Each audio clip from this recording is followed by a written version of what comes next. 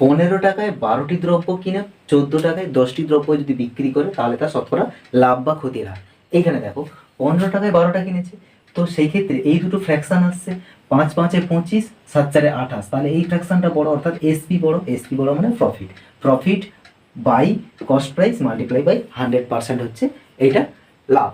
কিন্তু যদি আমি ওই রকম না করে এইরকম প্রসেসে করি, কীরকম না, কস্ট প্রাইস বলছে 15 টাকায় 12 পিস আর সেলিং প্রাইস বলছে 14 টাকায় 10 পিস, তাহলে আমি শুধু কোনাকুনি গুণ করতে হবে, সমান কি 15 10 150, এইটা হচ্ছে এই কস্ট প্রাইসটা।